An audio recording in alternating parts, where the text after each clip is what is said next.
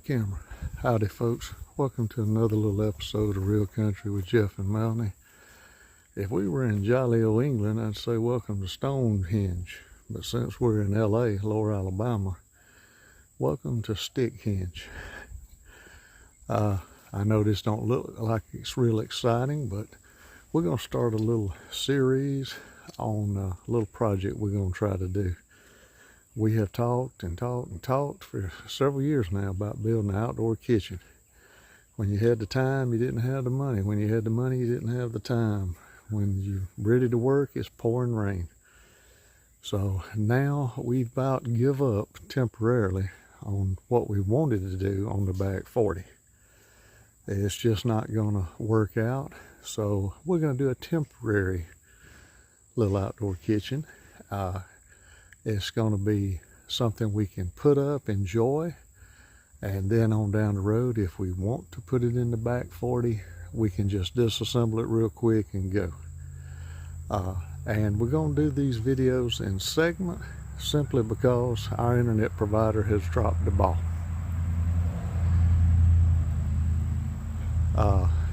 Used to, we had the best speed internet around. And by the time I started the uploading process and named the video, it was almost done. And then about a week and a half ago, they sent a notification that in the middle of the night they were going to improve the maintenance. And now I can't upload anything. We can't hardly watch TV or use the internet. We can't get any help. They won't return our calls, and we go down there and talk to them about it. And they were going to call us back in about 3 hours, and that's been about a week.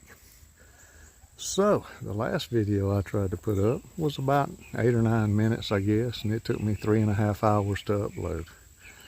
So what we're going to try to do is do this one in segments. They won't be real long. We'll show you step by step what we're doing and hopefully get the good finished product without taking a week and a half to 2 weeks to post it.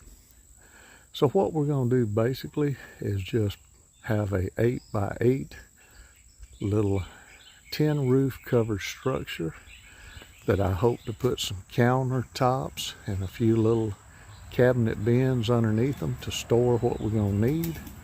And the main purpose is going to be if my wife wants us to grill, we can get out here, and if it starts to rain, it doesn't ruin the process. If she wants to do it in the heat of the day, I can still be in the shade. And instead of cementing the post in the ground and hammering and nailing it all together, we have cemented these posts into 5-gallon buckets. Now I know right now this looks tacky, but it's going to get better. So anything you see right now in this area is subject to move before we're done and start cooking. But a long time ago, my dad had to take down a big cedar tree in our backyard, and he went and got him an electric chainsaw, cut the tree down, and then quartered it and made these posts. This is old cedar, and he actually carved notches in it on the sides right here to 90 so the boards could brace from one side to the other to go around a boathouse. And so what I did was I cemented them in these buckets. Then I can take a set of hand trucks and just slide under, tilt it back, roll it wherever. Now eventually I'm going to take recycled pallet wood and make planter boxes that will go around. They'll look nice, it'll camouflage the buckets. And I'm going to take a blowtorch to these posts. Cedar is naturally, I guess you call it anti-rot. Insects don't really like cedar too good. But if you burn it, that'll help protect a little bit from the weather. And these posts are probably over 20 years old anyway. But we're basically going to tie the tops together with, I think, 2x6s, 8 foot long. Just make us a box. I have recycled tin sheets. I'm going to frame the top rafters. Like I said, I'll have 2x6s running all the way around. And then I'll put me some 2x4s in the center to attach the roof to. And I have some countertops that a local business, they were remodeling. There was nothing wrong with them. I've had them for years in my barn. As long as they hadn't got damp or moisture problems, I had them standing up, protected off the ground, and they should be good. So I'll custom fit them in there. We'll place our grill under there. I'll have a place to store our charcoal, our fire starters, counter space if we need to cut up some meat. Or I also have an old stainless steel sink that I may put in there just to help us, when we're handling things. But, oh goodness, there's ugly old me. And like I said, so far I estimate the cost I'm gonna have in this build of less than $20. I already had the bags of concrete. I already had the old 5-gallon buckets. I already had these posts and what lumber I'm gonna use, just leftover stuff. And I picked up a trailer load, corrugated tin, heavy duty old tin, that I may have to put a little dab of sealant where there's some nail holes or tiny little pinholes of rust. But we're gonna use that. And I already have some clear outdoor Harbor Freight type patio lights that we've bought years ago. And I have some what I call honky-tonk Christmas lights.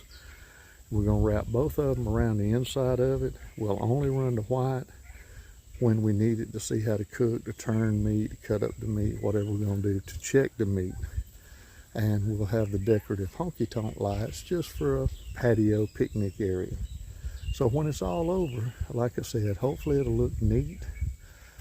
Except for me buying maybe some 2.5, 3-inch screws. Maybe I might need a board or two. I don't expect to have to really outlay at the most $20. Now, if you had to buy all this material from start to finish, you'd have a couple $100 in. But like I said, I'm kind of a pack rat. I don't believe in wasting nothing.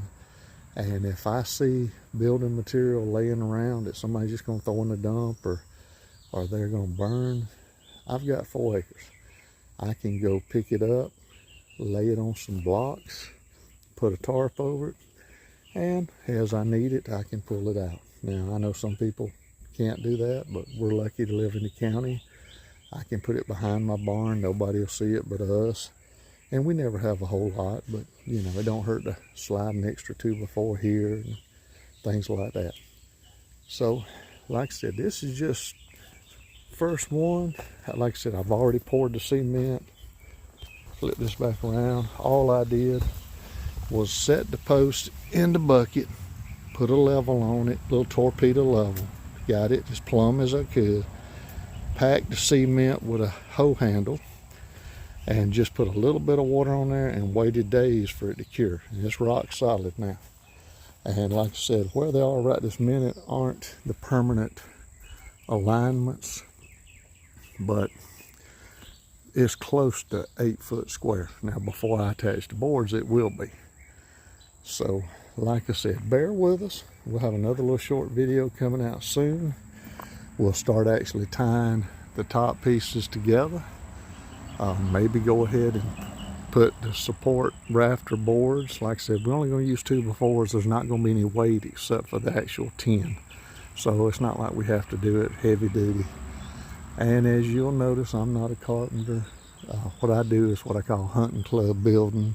If we ever needed a shelter, we've thrown things together. It doesn't have to be perfect. It's just going to be in the yard and keep the rain off of you. Oh yeah, how you like my herd of dinosaurs out here? Things pick up for folks to play with. But either way, hope we don't bore you too bad. It's going to be slow go, but we'll do it step by step, piece by piece, and hopefully everything will work out. Maybe give y'all ideas for something temporary. But if you like the videos, please hit the like, subscribe buttons, tell your friends. When it's over, we may cook some deer meat out here and enjoy a good meal by the fire pit. But till next time, if the good Lord's will and the creek don't rise, we'll see y'all down the road. Thank y'all.